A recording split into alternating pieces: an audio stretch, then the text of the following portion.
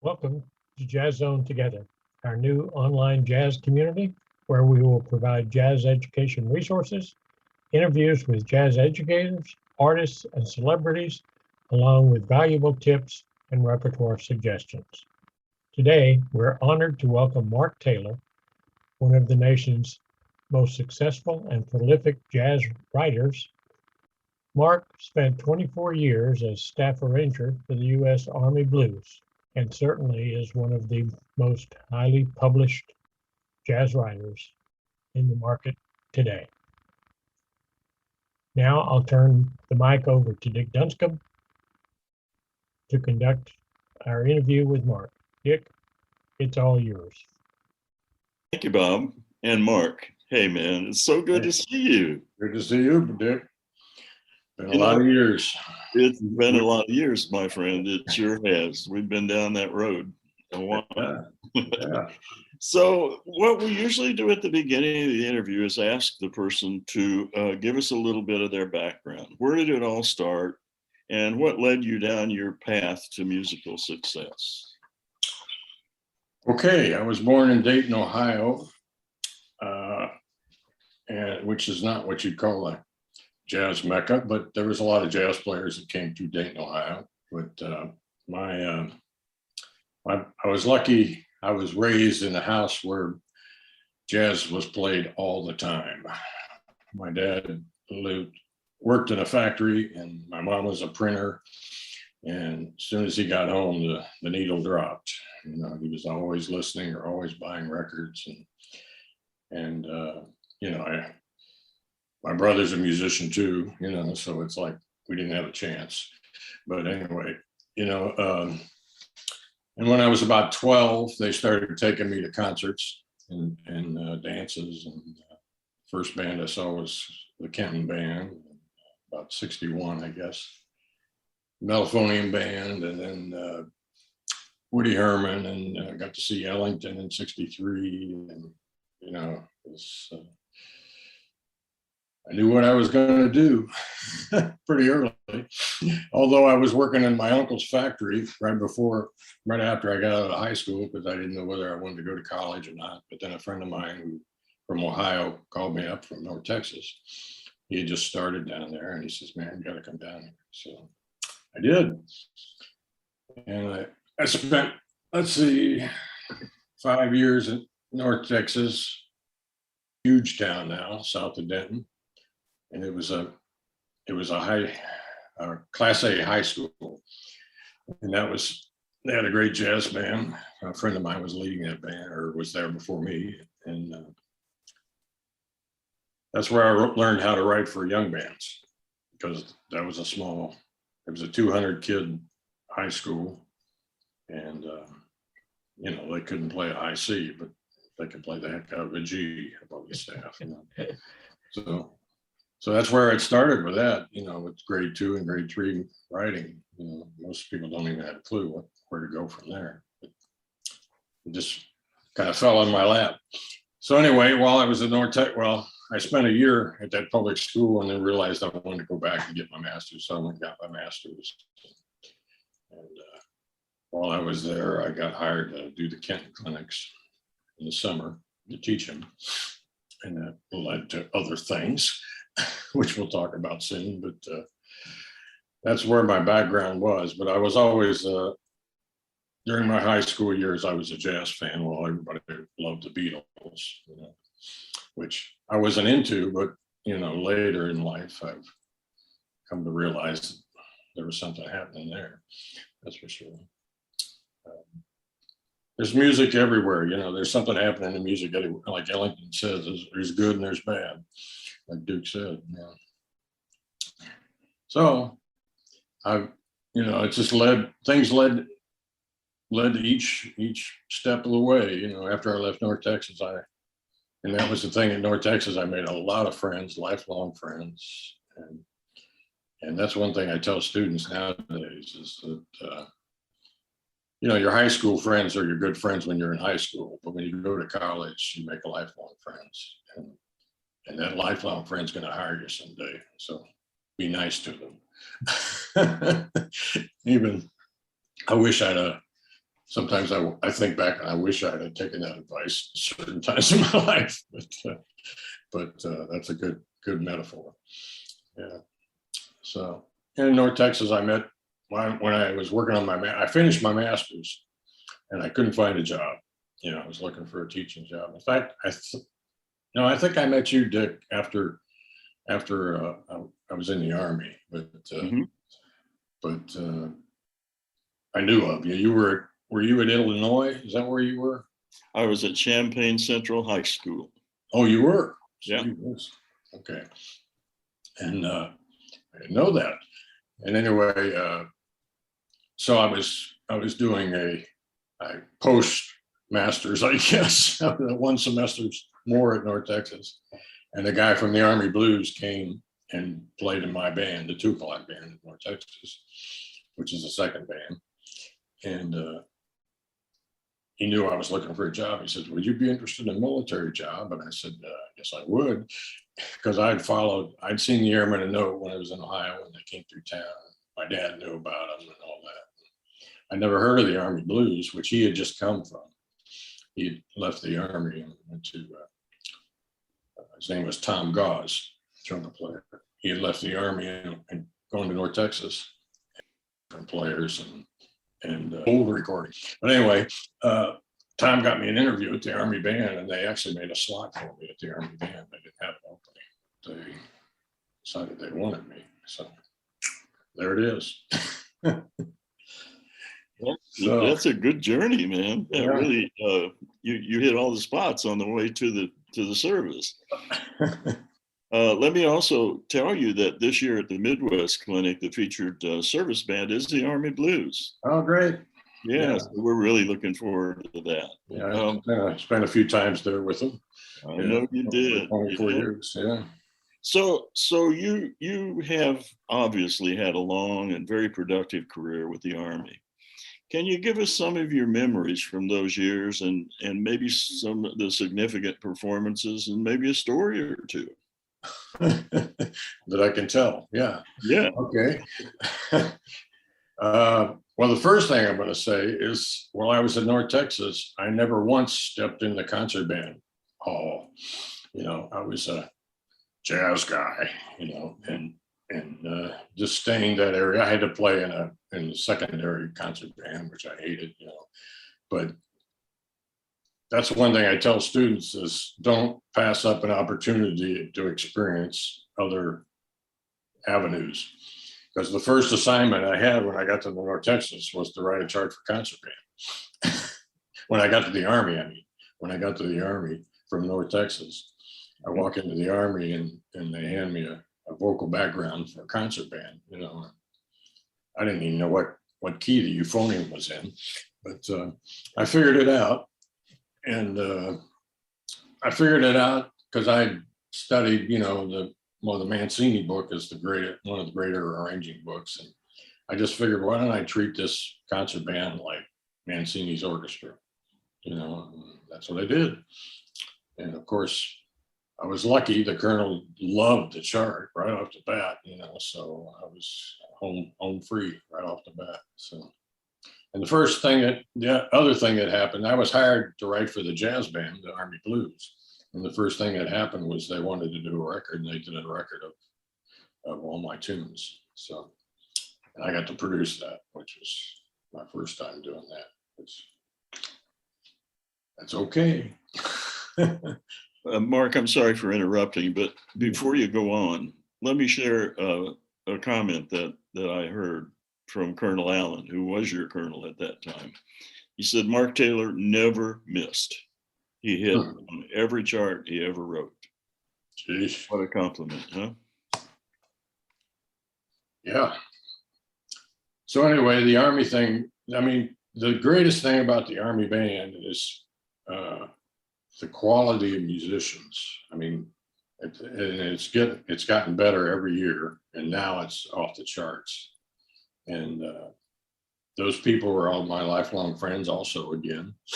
And right now, I'm writing a Christmas medley for Graham Breedlove. He's a jazz trumpet player, and in the blues for concert band since I got out of the Army, but you know, a gig's a gig. But and you know, and I don't mind it, but I'm still treating it like an orchestra, you know, like a I don't admit to knowing how to write for a concert band, like a real concert band writer. But what I do works. So anyway, I was thinking about fond memories. The one thing that we did do during my career was we had a lot of guest artists and people that you know, that you didn't. Cat Anderson came, played with the blues, you know, Rich Madison, Louis Bellson, Phil Wilson. One time I got to arrange a U.B. Blake piece for the concert band, and U.B. Blake came to the concert and got a picture of him with me, you know, all that. And at the time, I didn't really know the history of U.B. Blake. I wish I could have sat down with him and talked to him for a couple of years. It's funny how you think about those things as you get older, you know. I mean, because he was in a wheelchair and he was 89 or something, you know, but he was still there and everything. And he loved the chart. And just the history of what he experienced, you know, in New York City or wherever he was, you know, he was all over the world most of the time. But, different people that came into the band.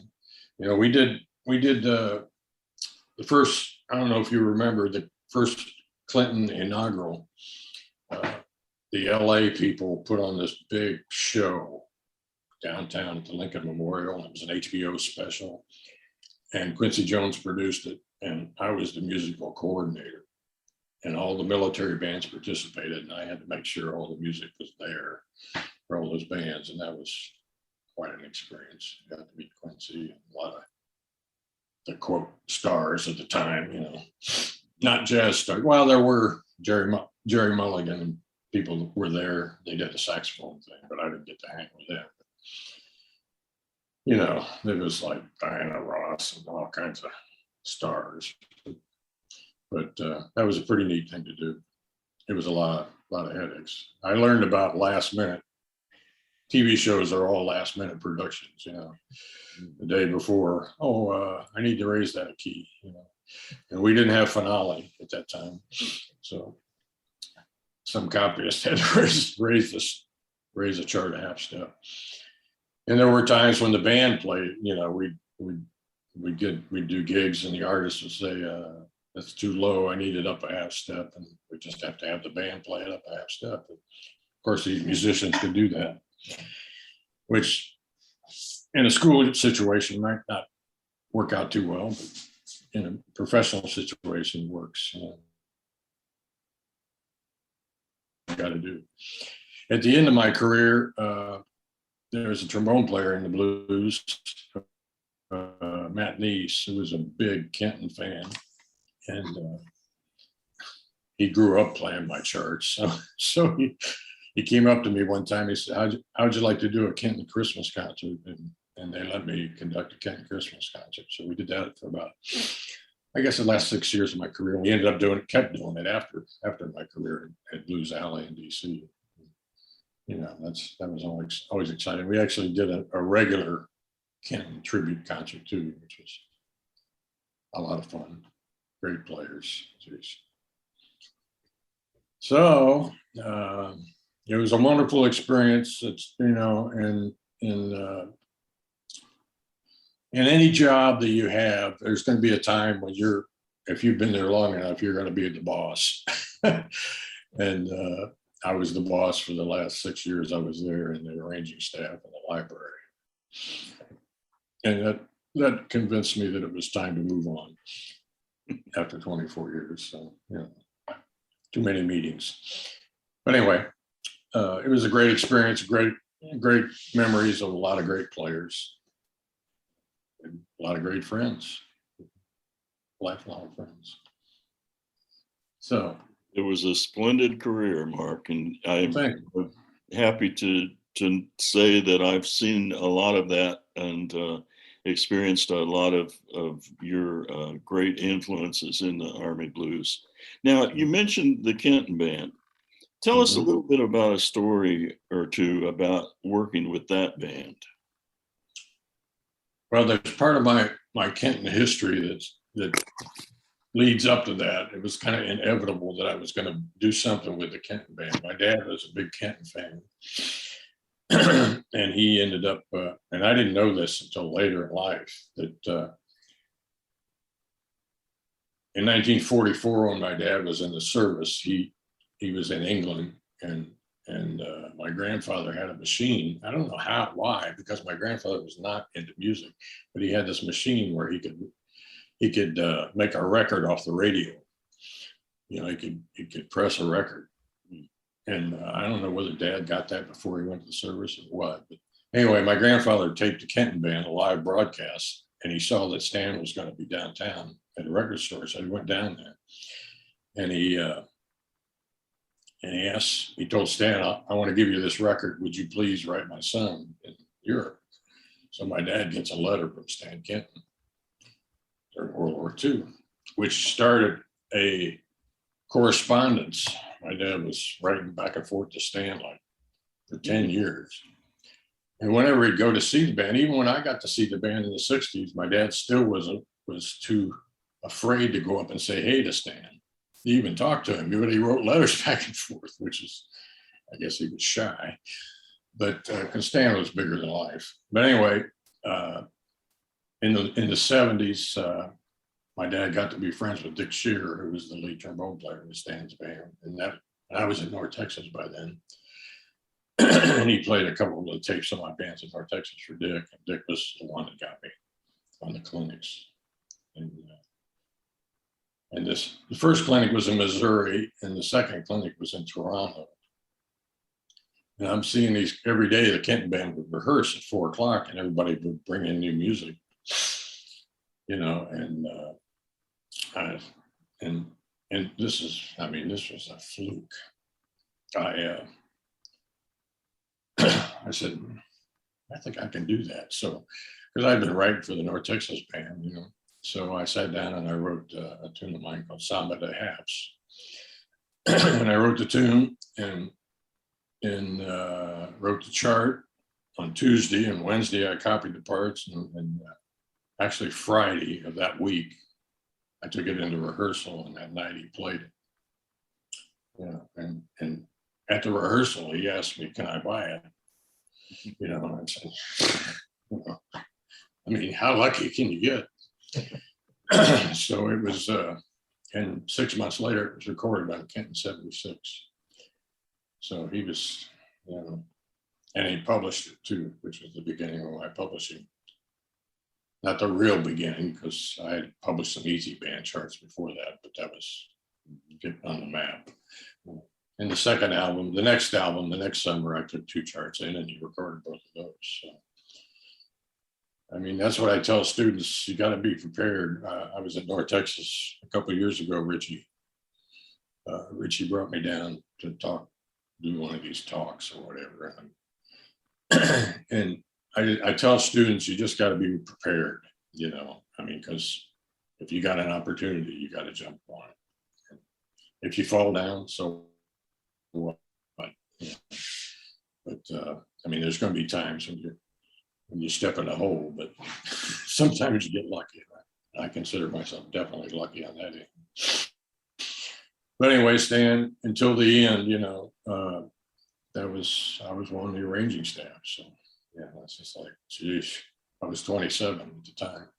So it was quite, and there's, you know, that band had Jay Sullenberger, Tim Higgins, Gary Hobbs, a drummer out in Oregon. And it was a wonderful band, you know, great players, and they're still friends now, years later. So that, you know, and that led to my getting into publishing, which I had already published a couple of easy band things with Rich Madison's company, Rich Madison and Phil Wilson. Rich Madison was at North Texas, and Jack Peterson. They were at North Texas when I was there, one of my mentors, and Phil Wilson was at Berkeley, and they started this publishing company called Outrageous Mothers Incorporated. all the three of us will remember that. But anyway, they published some of my Easy Band stuff, and then they published everything I wrote for the blues. So and then eventually I went with Jensen first, and then now I've been with Hal Leonard. I can't say current publisher. Well, I guess it's my current publisher, but I've been with him for 27 years. I might have the record on that. I don't know. It's the same publisher. But anyway, publishing is a funny business. There's not many people that make a living at it totally. It's a second job type of financially, but it's a great thing to do. I've published a few charts. Mark, I would say you have Bob sold a few too. Indeed. Interesting, because outside of Sammy Nestico, I can't think of anybody else that has more impact in school jazz band writing than Mark Taylor. And let's talk a little bit actually about that experience and give us an outline of how you go about it. And a lot of our listeners are band directors that are trying to do better with their bands. Talk about it. So you want me to tell you my secrets? Is that what you're saying about how to write for young bands? Yeah. I don't have any secrets. That's the thing. People ask me that, how do you write a grade 2 chart? What can, my most biggest, I don't write many grade 2s. Grade 3 and 4 is my meat and potatoes. And the one thing I tell people is that I don't write down to the student, or the music is still, I don't write down to the music, I don't dumb down the music, even harmonically. And a lot of people disagree about that. It's worked for me. So, to be put in the same sentence with Sammy Nestico is a little over the top. Thank you, Dick. But anyway, I write, the grade 3 things are mostly standards or bebop tunes or jazz classics. I call them jazz classics. And the main thing is all the information needs to be there, rhythm parts and all that. And a lot of, I've learned a lot over the years, keep the rhythm parts simple. And, but don't I don't leave the 13th out of the piano part is what I'm saying. But you gotta put some meat in there for them so they get to the point where they hear that stuff, which is things that come natural to us, and the main thing about the horn parts are the ranges, and the brass ranges my boss, Mike Sweeney, will disagree with me probably, but I try to sneak in as many hip rhythms as I can, and it works, and people seem to like it. And the main compliment I get from most people is my charts work. I don't have any aspirations to be Maria Schneider, or any of that scene. And I'm a swinger, That's another band that I didn't experience the Basie band until I was at North Texas, but I'd heard it for years, on record recordings. And when I got to North Texas, there was a bunch of Basie charts there that were off the band that we got to play. And that's before Sammy Nestico, Billy Byers, and hits of the 50s and the 60s, Quincy and those things. And I absorbed all that stuff as a writer. That was another thing we did at North Texas, is study a lot of scores. I still do that, In fact, I was listening to John LaBarbera's chart on Caravan yesterday on the radio, on this radio show, and I called him up. I said, send me that score. I'm going to see what you did. I know, there's a place in there that I want to know what happened. I'm going to steal, you know. I knew something was there that I liked, you know, and but that's one of the things I tell writers, young writers, is I mean, of course, I'm past the point of thinking that I'm going to write something that's new, you know, but the young writers are always wanting to do something new, you know, but you got to study what's your past, that's for sure. You know, and I wish I'd have studied UB Blake more, you know, back in the day. You can go to the Smithsonian and find all that stuff now. But publishing has been good to me, and you know, I retired from the Army in 2001, and that's all I've done since then is publishing. A few clinics, you know, but mostly just writing, which is what I do. People always say, "What do you play?" I said, "You know, I used to play trombone. You know, you play gigs? No." You know, what do you do? I write music. Oh, okay, yeah. What else do you do? No, so I'm lucky. You know, I'm really lucky to be able to do this. So. Well, we're the lucky ones. Those of us that have been able to use your charts and to know you through the years. I mean, it's so impressive, Mark. You know, there's one other thing that I'd like to talk about, and that is your band. You have put together a band over the years. And well, we put together recordings. It's not necessarily a band, but talk about the process. The process is, well, it's just like any commercial product. It's always last minute. But at the time in the blues, we had a new drummer. His name was Steve Fiddick, and he was a young drummer, and I liked his playing. And he came up to me one time and he said, "What do you think about doing a record?" And I said, you get the band, I'll bring the charts, you know. Mm-hmm. And so we did that. And that was while I'm trying to remember whether it was the first one was 2005. So it was right after I got out of the service, maybe 2003. But anyway, we got a band together from all the different, it wasn't the blues, it was all the service bands, players in town in DC. There's wonderful players in DC area. And we got together and we went to the studio that I had worked at Bias Studio for years doing jingles and stuff like that. And I have a good friend there, engineer, a wonderful engineer, Bob Dawson, Bias Studios in Springfield, Virginia, and he does all the Ehrman and Oda albums, and, you know, and he's a great engineer. And we went in there with this band, and we basically knocked it out in 2 sessions, 12 tunes. Hmm. You know, we didn't even have a rehearsal. We just took the charts in there, went at it, you know, and my charts they play themselves, you know, so there's no hassles, you know, and they like to be there. So it was a great time.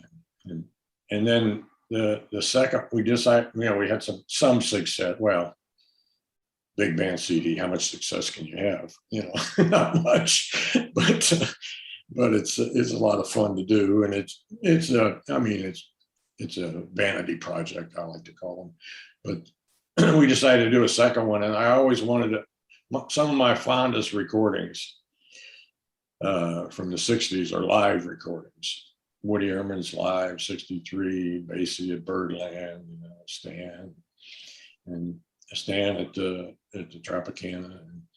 So anyway, we decided to do a live recording, and we got this jazz club in DC, Blues Alley, to go for it. And Bob, we rented a truck that happened to be in DC. It was a DC audio truck, you know. And Bob sat out in the alley in the truck, and we recorded the band. It turned out great. It's called Live at Blues Alley. And you know, that really was, you know, we did 2 sets of the same music, and most of the recording is from the second set, but you know, it was a roll the dice kind of thing. But with those kind of players, you can do that, you know, and it's fun. and invariably, that's what I always tell Bob. I always, like when we go in the studio with a big band, the best sessions are going to be, or the best tracks are usually the run-throughs, because everybody's on the side, they're sitting on the edge of the seat, and we always keep the first track too. And a couple, the latest album that I did by myself, actually it's been 6 years ago, it's called To the Edge. And there's 2 or 3 tunes on there that are the run-throughs because can we go back and fix this little place? And we go back and fix the place, and it's great. There's a chart on there on giant steps, and the more we played giant steps, the more the energy fell out of it. Just because they were more comfortable with it. First time through, it's like, look out, no prisoners. And that's been fun too. That's I have a lot. That's another lifelong friend. Bob is one of my best friends. And there's never a time when I've never had fun in the studio. That's the best time to have it. So anyway, as far as making a record, if anybody wants a free CD, send me your address, because I've got boxes in the garage. They're still available through CD Baby, but I don't know that CD Baby's even trying to sell record CDs anymore. And I give them away to students at clinics, and most of them saying, "But I don't have a CD player." Jeez. Okay. Well, you are a generous gentleman in doing that, and thank you. Yeah. We're also going to hear a little bit of your music, I think, in this interview at some point. Okay. One other thing I wanted to mention to you, you mentioned Basie, and so many of the better jazz educators begin their students with Basie charts. Right. That style is really so important. And another plug for Midwest, we're having the Count Basie Band this year. Oh, right. Yeah. By the way, they have a brand new CD, double CD from Birdland. It's supposed to be. Yeah. I just ordered it. Yeah. I can't wait to hear it. That's a thrill. I'm glad that the band's going to be there, because it's amazing that they been able to keep that band going. It is, and the way that they keep it together with the same personnel, basically. Yeah. It's amazing. Yeah, and they, it's the same deal. They don't need to rehearse. Yeah. I'll see you in October. That type of thing. I'll see you in December. Right. Yeah, and there's a friend, Dave Kime, who was on the Kenton band on Kenton 76, and he's the lead trombone player in the Basie band. Mm-hmm. He's got to be. I know he's my age, and he's still there, and he's still playing great. Yeah. I wish I could be there. I wish you could too. Yeah. There's one other thing that I'd like to touch on. As I mentioned earlier, we have a lot of band directors that watch these interviews, and the thing that seems to get lost in this whole process sometimes is the importance of mentorship and the importance of belonging to organizations like we've been through it with NAJ, IAJ, and so forth. I know that you've been a big supporter of that. Talk a little bit about that. Yeah, well, the Army started me going to IAJE just because I knew a lot of people like you in the Army, and we were doing a lot of recruiting at the time. And so when I was in the Army, they sent me to all those conventions. In fact, I went to Midwest quite a few times. But for some reason, I just don't dig Chicago in December. I'm sorry, Dick. But anyway, those conventions are a lot of fun. We still go to the Gen convention. We're hoping to go to Dallas this year, but we'll see what happens with the whatever, traveling and all that. But anyway, we'll see what happens. But it's a good experience, and it's a good thing for kids to join the Gen thing in Midwest and all that. No, it's just a one event during the year. It's not an It's like one event, yeah. yeah. Yeah, organization. Yeah.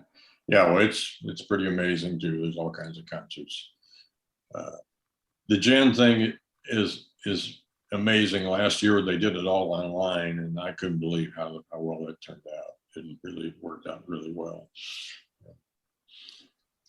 People that put that together, Lou Fisher, an old North Texas friend, and his crew put that together, and it's a good thing to do. The blues, they always had a military band. The blues played like every 3 years, I guess, between the Airmen and the Commodores. They always switch off, But when I was doing it with going as an Army person, it was basically a recruiting thing because we were always looking for players, and now they still are, because all the people that I got in the Army band are retiring now, which is amazing to me. There's only 3 guys in the blues that I know, right now. So, and one of them is Graham Breedlove, the guy I'm writing the chart for.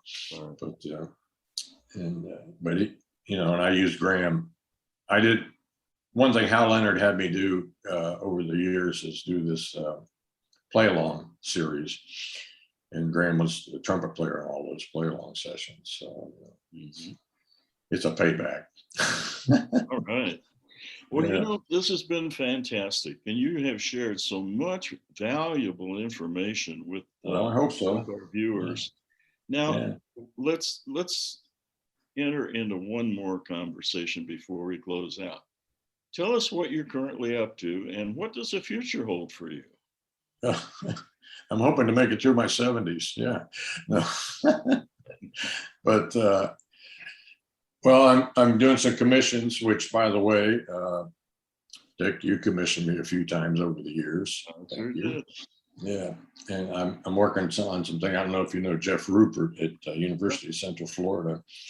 He's been doing some records with his band the last couple of years, which have been great, and I've been a part of that. And right now, I've got 2 charts to do for him. And I'm still doing commissions, band directors out there, if you want to call me.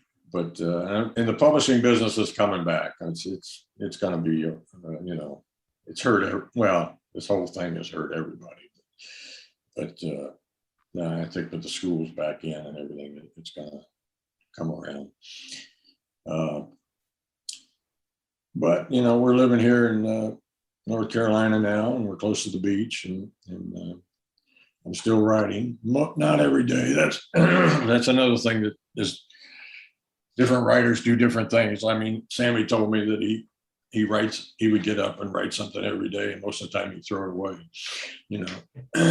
and I told him, I said, well, can you send me your throwaways? But I don't write every day. I'm always thinking about it. I've got projects that I'm doing right now, and my best incentive for writing is a deadline. which goes back to the old school, you think back to the days in the 50s and the 60s and 70s, that mostly in the 50s and 60s, where, I mean, it's no wonder that people died of heart attacks because they were doing, excuse me, so much music. Nelson Riddle was, when he wrote the Sinatra things, he was doing 2 live TV shows every week. And then on Friday, record with Frank Sinatra. It's like, geez, and he had guys helping him too, but he was the conductor on 2 live TV shows, plus write for everybody else. So it was day and night writing. I like to have a deadline, but I don't like to do last minute stuff anymore. I'm kind of done with that. But, that's what we're doing, Keep plugging along. Keep plugging along. Thanks, Dick, for all your help over the years. We've crossed paths many times. And, you went to Milliken, right? I did, yes. Yeah. There was two guys in the Army band, Gary Johnson and Monty Wisbrock, who were great friends of mine. And I think they went to school when you were there. Yeah. That's right. They sure did. It's funny how people cross paths. Yeah. Mark, this has been a fabulous interview, and I'm so happy to be with you again and to see you so alive and so happy and still working. It's just fantastic. Thank you for this, and great to see you, my friend. Yeah. There's one thing I want to leave with the students. Okay, well, the one chart's called Samba Tikai, which is the last samba in my samba grouping that I've written, and it features Graham Breedlove and Andy Axelrod in DC. And Graham's in the Army Blues, and at the time Andy was in the Airman Note, but he's retired now. And it's named after a resort my wife and I went to down in St. Lucia. But it turned out nice, and it's on my last CD called To the Edge.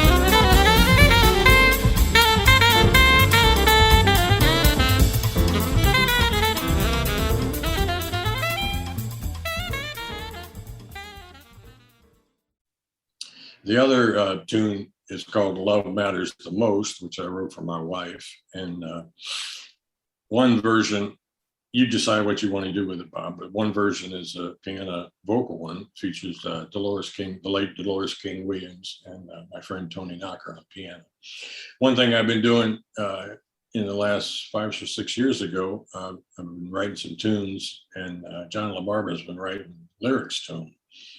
So we've been kind of shopping these tunes around, and this is one of them, and this is the demo from that, and then the other is an instrumental version, a tenor feature, which is published, and it's on my last record too, of Love Matters the Most. It features John DeSalm on tenor, who's an old Army friend and fishing buddy. So I hope you enjoy them.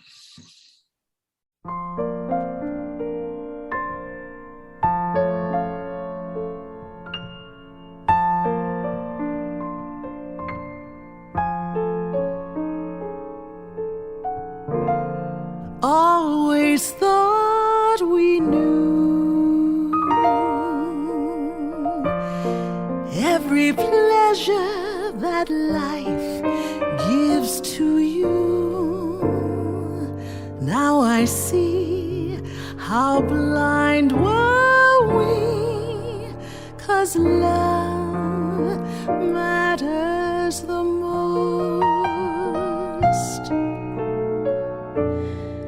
Days were always mine,